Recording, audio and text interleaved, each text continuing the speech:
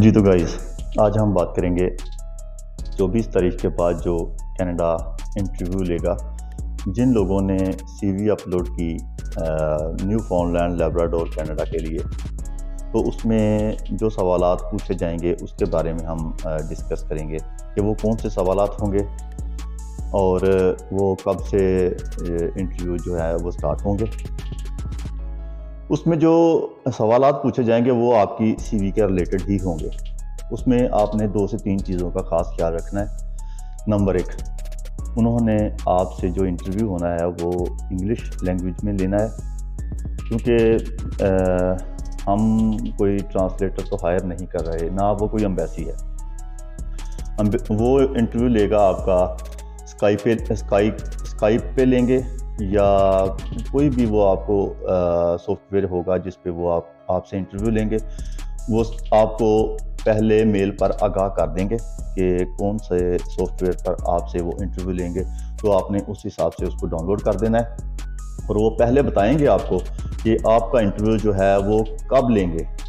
1-2 دن پہلے آپ کو وہ آگاہ کر دیں گے۔ 24 جنوری 2024 کے بعد 1 دن میں یا 2 دن میں آپ کو آگاہ کر دیا جائے گا کہ آپ کا انٹرویو کب ہوگا۔ اس میں جو آپ نے خاص خیال رکھنا ہے، نمبر 1، آپ کی جو ڈریسنگ ہوگی وہ آپ نے اچھی رکھنی ہے۔ دوسرے نمبر پر آپ کا جو ان کے ساتھ ٹائی کریں گے وہ ٹائم ٹائی کرنا ہے جس میں آپ بالکل ریلیکس ہوں گے، یا فوری آپ ان کو رپلائی کر سکیں گے۔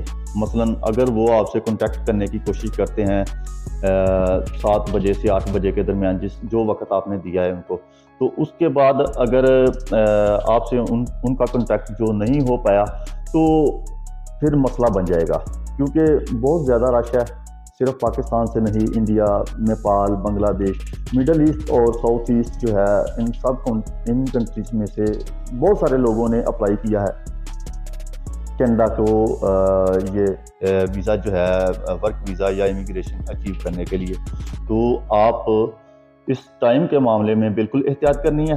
دوسرے نمبر پر انگلش لینگویج ہوگی ان کی، تو آپ نے اس کی تھوڑی بہت تیاری کرنی ہے۔ جو سوالات ہوں گے وہ سوالات آپ کی سی وی میں سے ہی ہوں گے، اور آپ کے جو آپ نے ان کو بتایا ہے کہ آپ کا ایکسپیرینس کس چیز میں ہے، تو آپ نے اس میں سے ہی وہ آپ سے سوالات پوچھیں گے اور آپ اس میں سے ہی جوابات دیں گے۔ دوسرے نمبر پر آپ نے کوئی بھی نیگیٹیوٹی شو نہیں کرنی۔ مثال کے طور پر اگر آپ کے ملک کے بارے میں آپ سے سوالات کرتے ہیں تو آپ نے اس میں کچھ بھی ایسا نہیں کہنا کہ یہاں پر جاب ملنا بہت مشکل ہے یا نہیں مل رہی، یا یہ ملک میں کوئی بھی ایسی آپ نے نیگیٹیو بات نہیں کرنی جس میں اس کو لگے کہ یہ جس کنٹری میں رہ رہا ہے اسی کی برائی کر رہا ہے۔ تو آتے ہیں سوالات کی طرف۔ سوال یہ ہو سکتا ہے کہ آپ کینیڈا میں ہی کیوں جاب کرنا چاہ رہے ہیں، تو آپ کا جو جواب ہے وہ یہ ہونا چاہیے کہ کینیڈا ایک ترقی یافتہ ملک ہے اور بہت تیزی سے ترقی کر رہا ہے۔ میں بھی اس کنٹری میں جا کے کام کرنا چاہتا ہوں، کیونکہ پاکستان کی نسبت وہاں پر جو آپ کی ارننگ ہے وہ سیم کام اور سیم ٹائم میں زیادہ ارننگ ہے، اس لیے میں اپنا جو فیوچر ہے اس کو برائٹ کرنے کے لیے میں وہاں پر جانا چاہتا ہوں۔ دوسرے نمبر پر تو سوال ہو سکتا ہے کہ آپ کو اگر یہ کام پسند نہ آئے، مثال کے طور پر اگر آپ کی سی وی ہے ڈرائیور کی، وہ کہتے ہیں کہ آپ کو یہ کام پسند نہ آئے تو آپ پھر کیا کریں گے؟ تو آپ کا جواب ہونا چاہیے کہ میرا اسی کام میں ایکسپیرینس ہے، پسند ناپسند کی تو بات نہیں، یہ میں کام شروع سے کر رہا ہوں اور یہی کروں گا، اور اگر مجھے کوئی پرابلم ہوئی تو میں اپنے آفیسر سے، جو بھی وہاں پر آپ مجھ پر تعینات ہوگا، مثلاً کوئی فور مین ہے یا کوئی انچارج ہے آپ کا، تو میں اس سے بات کروں گی یا کروں گا، تو جو بھی میری پرابلم کا سلوشن ہوگا وہ ہم بات کر کے نکالیں گے۔ اس کے بعد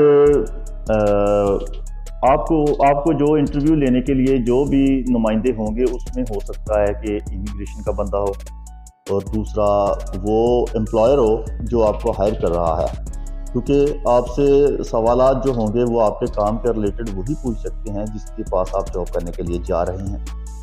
دوسرے نمبر پر وہ امیگریشن سوال کر سکتا ہے جو جس کے تھرو آپ کو وہ جاب آفر لیٹر ملے گا۔ تو یہ 2-3 چیزیں تھی، اس کے علاوہ کچھ اپڈیٹ ہوئی تو میں آپ کے ساتھ ضرور شیئر کروں گا۔ امید کرتا ہوں آپ کو یہ ویڈیو پسند آئی ہوگی۔ اللہ آپ کا حامی و ناصر ہو۔ والسلام۔